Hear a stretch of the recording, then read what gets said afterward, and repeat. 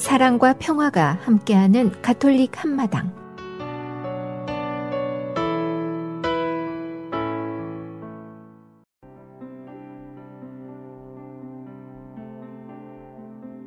오늘의 복음 말씀,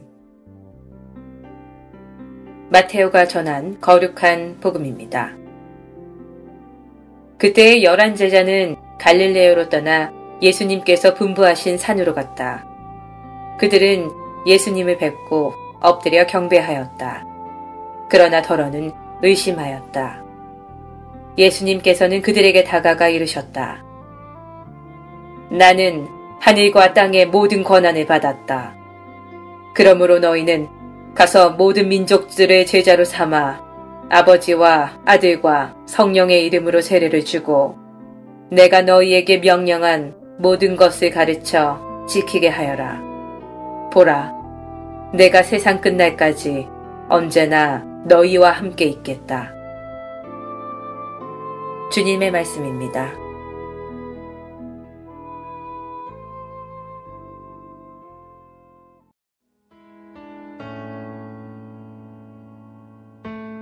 오늘의 말씀, 성정화상 바오로 성당 이경환 신부님의 말씀입니다. 오늘은 전교 주일입니다. 전 세계 가톨릭 교회가 공통되게 하나로 오늘은 전교 주일, 민족들의 복음화를 위한 미사를 봉헌하고 오늘 본당에서 거치는 헌금은 교구를 통해서 바티칸으로 보내지게 됩니다. 그래서 전 세계의 모든 헌금이 바티칸의 선교기금, 전교기금으로 쓰이게 될 겁니다.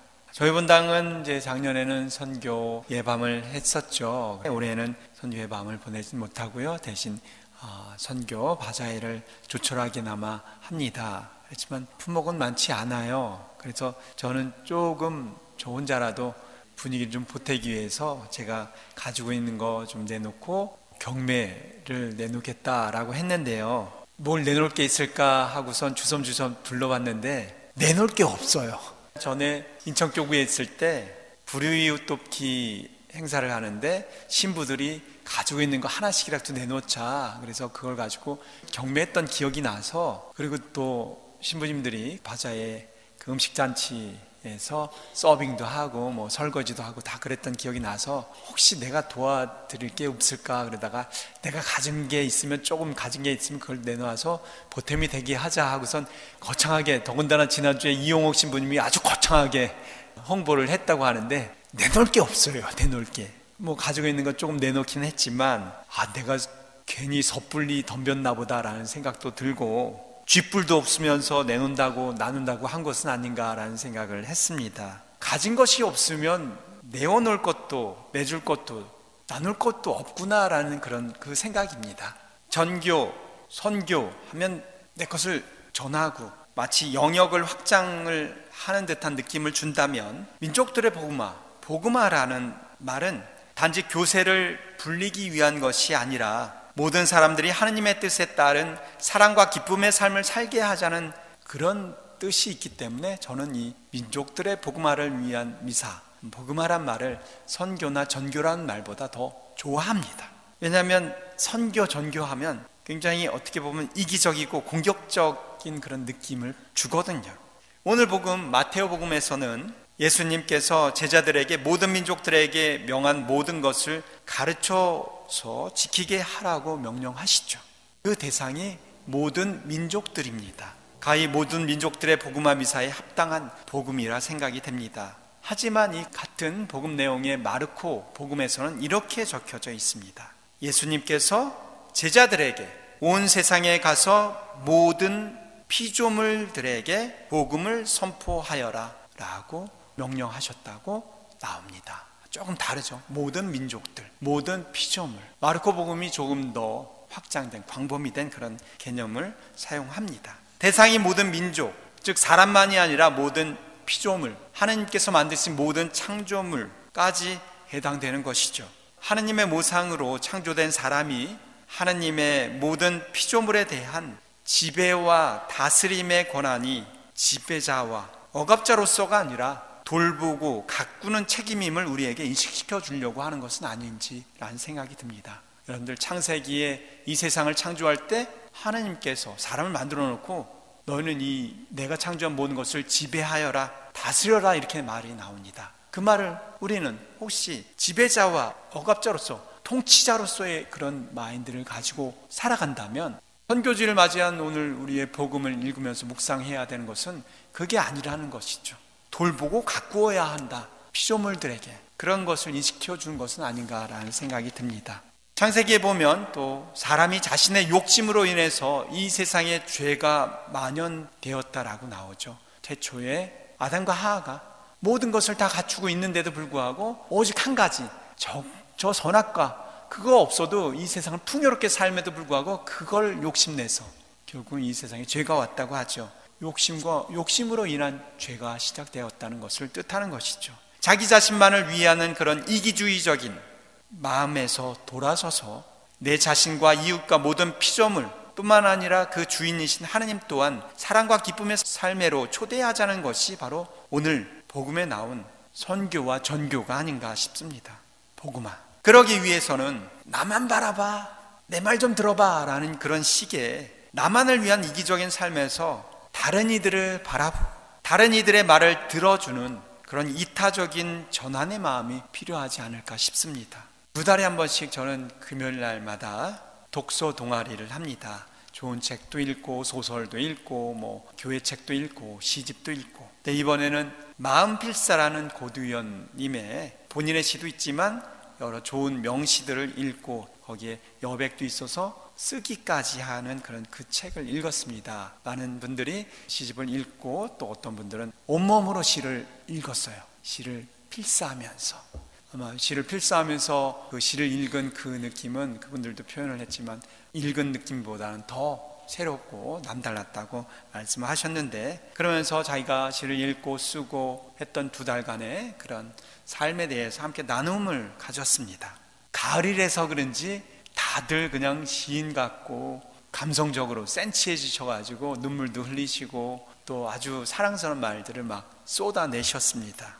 그래서 다들 무슨 시인이 된 듯 또 혹은 작가가 된 듯 어떤 문학적인 것들을 나눠주셨고 또 그것만이 아니라 신앙적인 것까지 함께 나누는, 아주 저는 그 자리를 하면서 오랜만에 정말 맛깔스러운 그리고 풍성한 어떤 회식을 한 번 한 것 같다라는 그런 느낌을 저는 가졌습니다. 저는 그 나눔에서 이런 이야기를 했는데요. 미당 서정주님의 푸르른 날이라는 그 시, 물론 그 시는 거의 그 책에 나오진 않지만 그 직구를 통해서 요즘 한창인 그 단풍을 다시 바라보게 된 부분에 대해서 이야기를 나눴습니다. 그 식구에 이런 글이 있어요. 저 가을 꽃자리 초록에 지쳐 단풍 드는데 라는 그 식구가 저를 아주 저의 마음을 흔들었습니다. 초록에 지쳐 단풍 드는데, 그냥 물 들어가지고 가는 것 단풍이 아니라 초록에, 봄과 여름 내내 초록에 만연한 그런 부분에 있다가 그것에 지쳐 이제 단풍이 든다라는 표현, 시인이 아니면 표현할 수 없는 것이 아닌가 싶습니다. 초록이 지친다라는 그런 의미는 그 시인이 겨울채비를 하기 위해서 열을 내면서 미리 양분을 받아들여 놓으려고 애를 쓰는 그런 나뭇잎을 잘 표현한 것이 아닌가 싶습니다. 이 녹색 잎이 햇빛을 받아들이면서 영양분을 끌어내죠. 하지만 이제 겨울이 되면 나무가 영양분을 가지고 있는 것을 가지고 살아야 되니까 그 영양분을 많이 받아내기 위해서 이 나뭇잎이 엄청나게 열을 내면서 힘을 쏟다 보니까 그 열을 내서 나뭇잎이 단풍이 들었다라는 표현입니다. 얼마나 아름답고 그 내용을 꿰뚫어 보면서 그것을 썼을까라는 생각을 해봅니다. 어찌 그 나뭇잎의 생사를 헤아려서 이렇게 표현했는지, 매년 몸살을 겪고 있는 나무들을 바라보면서 그들의 소리에 귀 기울이는 시인의 그 마음이 느껴지는 듯합니다. 시인은 바로 그런 모든 사물과 또 모든 인간의 관계 안에서 있는 모든 것들을 들여다보면서 세밀한 것까지 표현으로 내놓는 것이 시가 아닐까 싶습니다. 그래서 저는 그런 생각을 해봅니다. 그러한 시인의 마음이 바로 하나님의 마음이 아닌가, 한 사람 한 사람 다 놓치지 않고 사랑을 해주시는 하나님의 마음이 아닌가 싶습니다. 하나님의 마음이 아니고서는 어떻게 그런 나무가 홍역 앓는 것부터 늦게 온 소품을 통해서 전해지는 그리워하는 노모의 마음까지 보이지 않는 것들을 그렇게 고맙게도 바라보면서 표현할 수 있는지, 즉 우리가 눈으로 보고 귀로 듣는 것을 넘어서는 모든 자연과 모든 사람의 관계에 대해서 그리 세세히 느끼고 보고 세밀하게 표현하는 그 마음이 바로 하느님의 마음이 아닌가 싶습니다.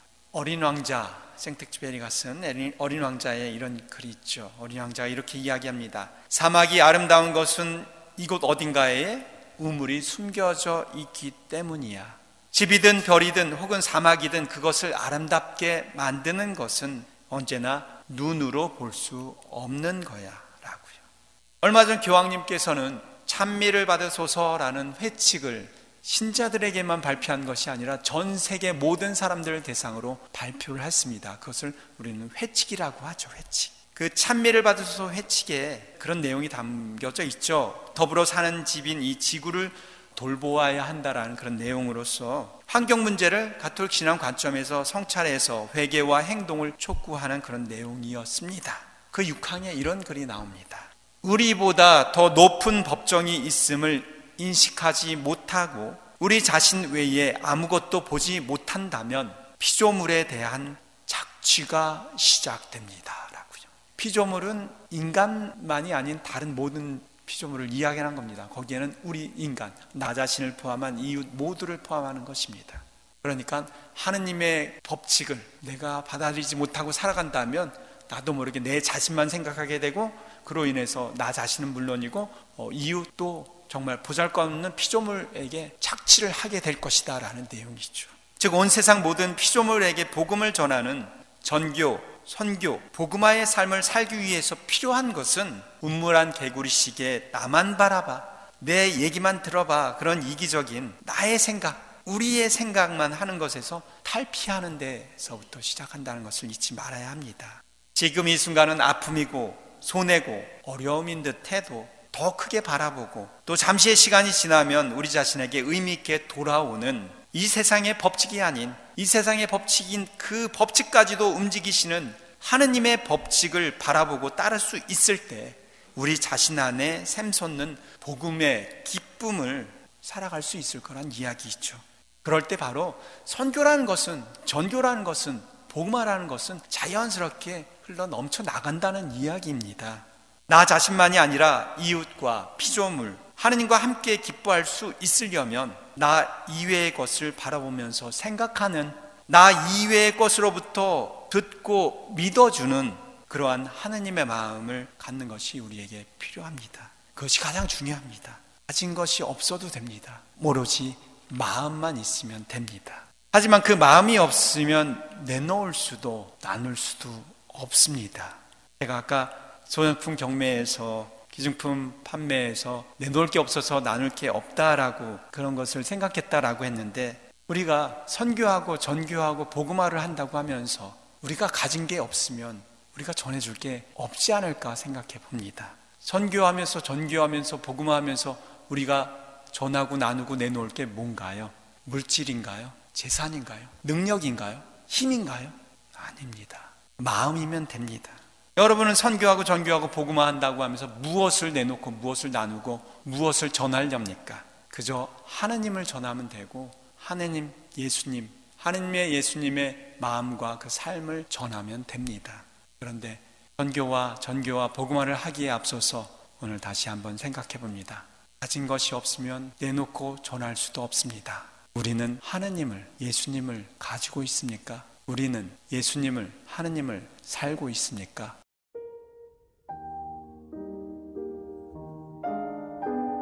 지혜를 찾는 이에게. 우리 젊은 날의 무절제는 노년을 담보로 한 어음 같아. 발행일에서 30여 년 뒤에 이자와 더불어 지불해야 합니다. 꼭 받은 만큼만 일하는 사람은 일한 만큼만 받습니다.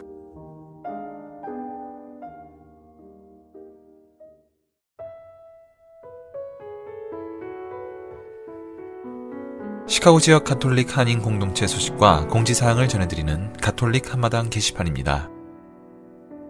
시카고 지역 성당 성탄 판공성사 안내입니다. 12월 15일 화요일 시카고 순교자 성당 오후 7시 30분 미사 후 실시하며 12월 16일 수요일 성김대건 성당 오후 7시 30분부터 12월 17일 목요일 성정화상 성당 오후 7시 30분부터이며 한국 순교자의 모후 성당은 사무실로 문의하시기 바랍니다. 성김대건 성당 대림 특강 안내입니다. 일치는 12월 13일 주일 오후 1시에서 3시까지이며 주제는 사랑하라 한 번도 상처받지 않은 것처럼으로 강사는 사랑의 짙은 수녀회 이마리아 수녀님이십니다. 시카고 한국 순교자 성당 대림 특강 안내입니다. 일시는 12월 10일 목요일과 11일 금요일 양일간 오후 7시 30분 미사 후이며 강사는 한국예수고난회 장명일 다니엘 신부님이십니다. 성정화상 성당 대림 특강 안내입니다. 일시는 대림 제2주일 12월 5일 토요일 오후 8시와 12월 6일 주일 미사와 함께 강사는 메디슨 한인 천주교회 김학선 아우구스티노 신부님이시며 대림 제3주일 12월 12일 토요일 오후 8시와 12월 13일 주일 미사와 함께 강사는 한국 순교자의 모후 박상일 이냐시오 신부님이십니다. 젊은이 영어 창세기 성경 공부반 모집 안내입니다. 모든 젊은이를 대상으로 하는 영어 창세기 성경 공부반에 관심 있는 분들은 셰를 G 847-790-6483 또는 이메일 cblm.chicago 숫자 1@gmail.com으로 하시기 바랍니다. 예비신자 교리 준비반 안내입니다. 가톨릭 교리를 배우기 위해 6개월간의 교리 교육이 새로 시작될 때까지 기다리지 않고 바로 기초교리를 배울 수 있도록 준비하는 반으로서 새 신자가 되기를 원하시는 형제, 자매님들을 위한 반입니다. 정규 교리 과정 중에도 항상 신청 가능합니다. 일시는 매주일 오전 9시 30분부터이고 장소는 성정화상 바오로 성당 사무실이며 문의는 선교분과 773-255-1396으로 하시면 됩니다. 바티칸 소식입니다. 프란치스코 교황은 130여 명이 목숨을 잃은 지난 11월 13일 밤에 프랑스 파리 연쇄 테러에 대해 신의 이름으로 폭력과 살인을 정당화하려는 것은 신성 모독이라며 이슬람 극단주의자들의 반인류적 범행을 비난했습니다. 교황은 지난 15일 3종 기도 강론에서 테러 희생자들과 이유족들에게 깊은 위로를 전하고 그 같은 테러 공격은 입에 담기조차 어려운 인간 존엄성 모독이라며 폭력과 증오로는 인류 사회 문제를 해결할 수 없다고 강조했습니다. 이어 무고한 희생자들을 자비의 하느님과 성모님께 맡겨드리는 기도에 동참해달라고 성베드르 광장에 모인 순례자들에게 호소했습니다. 교황은 테러 발생 다음 날인 14일 이탈리아 주교회의가 운영하는 TV2000과의 전화 인터뷰에서도 무고한 사람을 죽이고 테러를 부추기는 데 대해 어떤 종교적, 인간적 해명이 가능하겠냐고 반문하고 어떻게 이런 일이 일어날 수 있는지 이해할 수가 없다며 참담한 진정을 드러냈습니다. 국제적 테러를 조각난 채로 진행되는 제3차 세계대전이라고 몇 차례 말한 적이 있는 교황은 이번 파리 테러도 그렇게 볼 수 있냐는 진행자 질문에 그렇다. 하지만 정당성이 전혀 없는 조각이라고 대답했습니다. 아울러 교황은 충격과 슬픔에 빠진 파리 대교구장 앙드레 뱅투르와 추기영에게 조전을 보내 희생된 이들의 영혼을 하느님 빛의 평화로 인도하고 유족과 부상자들에게 위로와 희망을 달라고 자비의 아버지 하느님께 청하고 있다고 전했습니다. 교황청 국무원 총리 피에트로 파롤린 추기경 명의로 보낸 조전에서 교황은 폭력으로는 아무것도 해결할 수 없다는 사실을 재차 강조하고 평화와 인류의 연대가 모든 이들 마음에 깃들기를 기도했습니다. 교황청 대변인 롬바르디 신부는 이번 테러가 12월 8일 개막하는 자비의 희년 계획에 영향을 미치지 않겠냐는 기자들의 질문에 우리가 두려워한다면 테러리스트들의 첫 번째 목적이 달성되는 셈이라며 하느님의 사랑과 자비의 선포야말로 교회가 이 불신의 시대에 해줄 수 있는 대답이라고 말했습니다. 파리 대교구장 앙드레 뱅투르와 추기용은 14일 발표한 애도 성명을 통해 희생자와 유가족들, 부상자들을 보살피는 이들, 그리고 엄청난 도전에 직면한 프랑스를 위해 기도하자고 호소했습니다. 이어 지금까지 프랑스인들이 보여준 절도와 절제가 앞으로도 계속 유지돼야 한다며 공포와 증오심을 경계했습니다. 파리 신자들은 지난 11월 14일, 15일 이틀간 성당에 모여 애도의 시간을 가졌습니다. 또 15일 주일 오후 6시 30분 노트르담 대성당에서 희생자들과 국가를 위한 미사를 봉헌했습니다. 이날 미사는 가톨릭 방송을 통해 전국에 생중계됐습니다. 지금까지 가톨릭 게시판 시간이었습니다.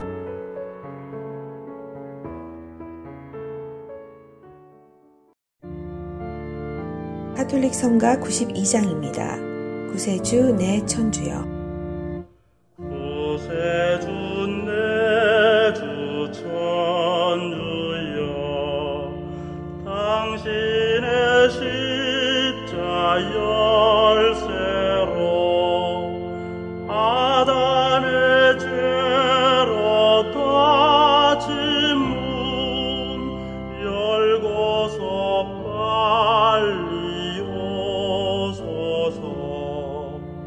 천주여 이슬 내리며 무릎을 열고 덤비고 모든 땅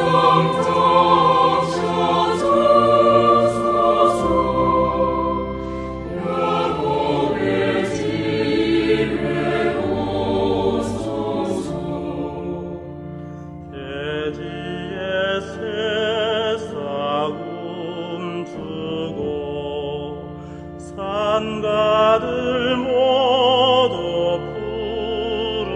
푸르면 저 꽃이 곱게 피리라. 구세주 내려오리라. 우리의 위로 천주여, 온 세상 노래하오니 고통에 오른 내 백성 어서와 구원하소서.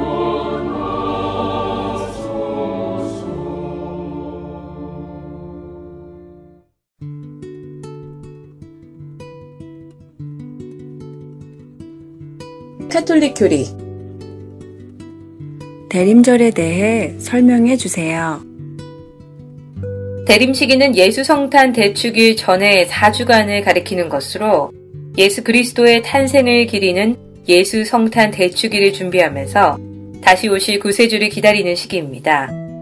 이 대림이라는 말은 도착을 뜻하는 라틴말 알벤투스에서 나온 것인데요.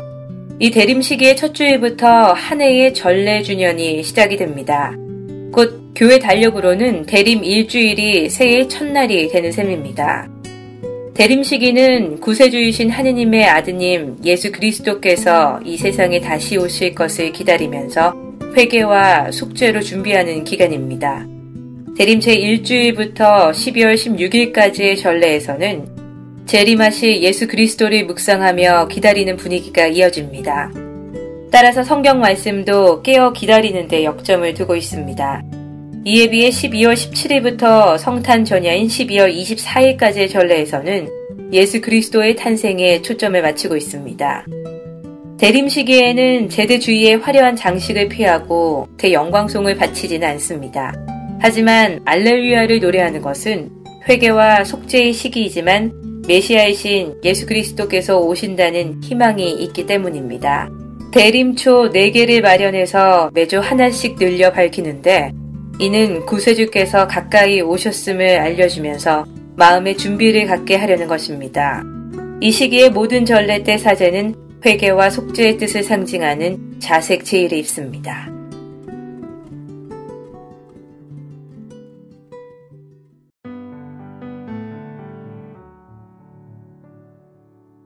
한국 성인들의 생애. 오늘은 성녀 권희 바르바라에 대해서 말씀드리겠습니다. 성녀 권희 바르바라는 비신자 집안에서 태어나 이광헌 아우구스티노와 결혼했습니다. 1817년 무렵 남편 이광헌 아우구스티노와 함께 천주교에 입교하여 열심히 계명을 지키며 박해로 궁핍함 생활을 하면서도 회장 직무를 맡은 남편을 도와 성직자들을 집에 맞아들여 교우들을 미사에 참여하게 하고 강론을 듣게 했습니다. 1839년 4월 권 바르바라는 온 가족과 함께 체포가 되었습니다.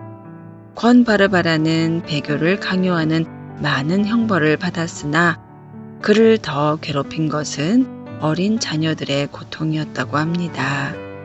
12살밖에 안 된 아들이 고문을 당하는 처참한 광경을 지켜보며 마음이 천갈래 만갈래 찢어졌지만 끝내 모든 유혹과 형벌을 참아내며 모성애의 뜨거운 고통을 순교 정신이라는 맹렬한 불길 속에 태웠습니다. 어느 날 포졸들이 아이들을 따로 불러 부모가 배교해서 집에 돌아가 기다린다고 속였으나 오히려 아이들은 부모님이 배교하고 안 하고는 그분들의 일입니다. 저희는 저희가 섬겨온 하느님을 배반할 수 없습니다. 라고 말해 포졸들을 놀라게 했다고 합니다. 포졸들은 다시 아이들을 이용해서 바르바라의 배교를 강요했다고 합니다. 그러나 살이 터지고 뼈가 으스러지는 고통을 봉헌하면서 주님의 은총이 자녀들과 함께하길 빌 뿐이었다고 합니다. 5개월 동안 계속된 처참한 옥살이 끝에 그해 9월 3일 권 바르바라는 소서문 밖에서 참수로 치명하여 주님의 나라로 거처를 옮겼습니다. 자식을 위한 모성애와 하느님께 대한 사랑을 은총으로 하나 되게 한 놀라운 모범이었습니다. 성녀 권희 바르바라와 한국의 모든 순교자시여 저희를 위하여 빌어주소서. 성녀 권희 바르바라와 한국의 모든 순교자시여 아이들에게 참사랑을 베푸는 부모가 되도록 빌어주소서.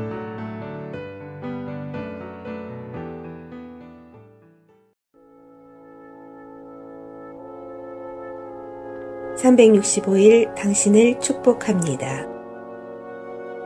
하느님의 생명.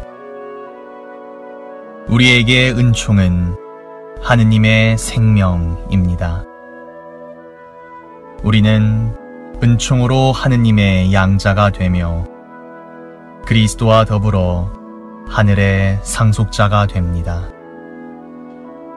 우리 안에 그리스도를 완전히 반영하려면 그분 말씀을 믿고 그분 모범을 본받으며 그분 생명으로 살아야 합니다. 우리는 그분의 은총으로 의롭게 되어 영원한 생명의 희망에 따라 상속자가 되었습니다. 디토서 3장 7절.